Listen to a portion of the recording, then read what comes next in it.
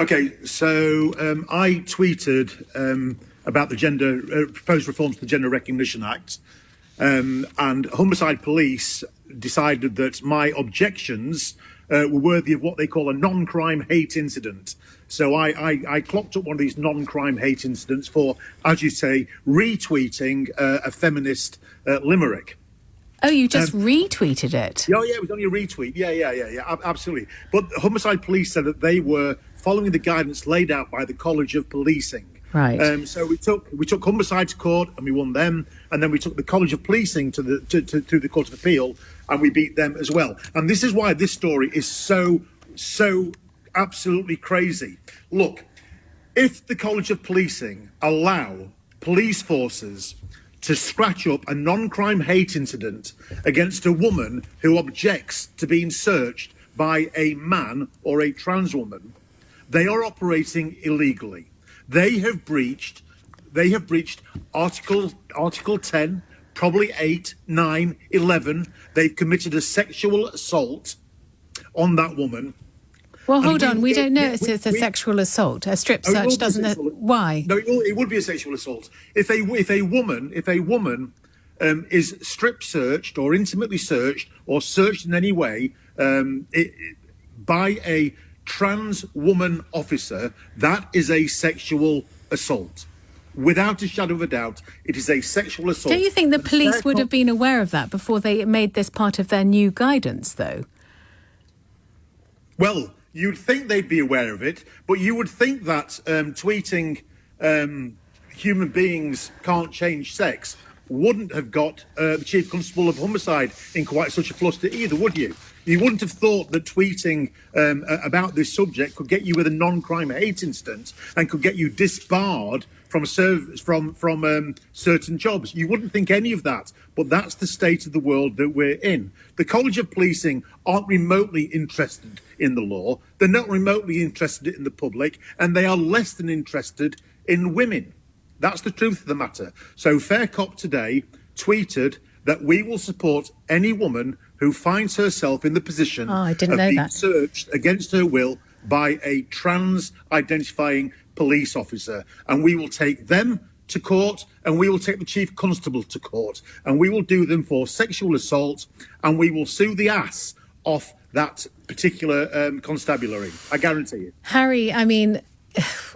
And you put up this tweet saying that you will take them to court. What do you think that the Chief of Humberside Police would regard that as a non-crime hate crime?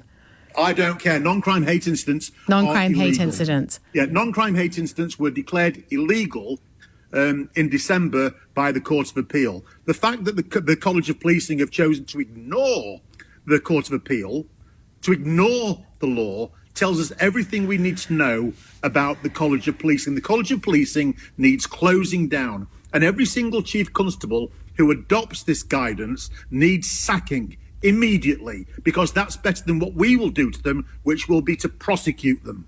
So you're an ex-officer. You've said the College of Policing should be closed down. You've also decried the National Police Chiefs Council guidance on the strip searching of women by trans women. Why, Harry, has the police got itself into such a twist over this? What is the actual context for this? Well, the fact of the matter is there's been a long march through our institutions by Stonewall. Stonewall don't like the law, so what they've done is march through our institutions and change the meaning of the words in the law. So the Equality Act, for instance, 2010, it talks about 9 protected characteristics. Somehow they managed to convince the police that they should whittle that down from 9 to 5 and get rid of the protection against women completely. So they did that very successfully. We've also got the situation where the Equality Act says that people with a gender recognition certificate are in fact a protected characteristic. But Stonewall didn't like that. So they changed GRC to mean gender identity. And unfortunately, the police have gone along with it. That's what happens. If you don't like the law, you simply change the meaning of the words. So people without having had to have any doctor's recognition certificate or gender reassignment counselling or therapy, only those who identify themselves as a different sex are now a protected characteristic, and the police are protecting them too. That's exactly right. Okay. That's exactly right. How long do you think this guidance will last, given what Kathy Lockman has said, what you're saying, and obviously what I'm hoping people are going to ring in and say, you know, would you be comfortable to be strip searched by a trans woman who merely has declared their gender identity to be female without having any gender recognition certificate, for example? Well, we're in this horrible situation now where there is going to be some woman who is going to be assaulted by a trans woman. At that point, we will definitely... In a police context. I mean, it does happen in prisons, as we know. In any police context. But I'm sorry, but the police are the public and the public are the police. If you're a female who's got yourself into bother, you've been incarcerated, you're already distressed, and then you've got to be subject to a strip or an intimate song and it says, I'm a woman. I'm sorry, but you need to be nowhere near that prison and that prisoner. And if you do go anywhere near that prisoner, as I've said, we will be there. We will be there, and we will sue that officer, and we will sue the custody sergeant, and we will sue the chief constable. Thank you for your time this evening, Harry Miller.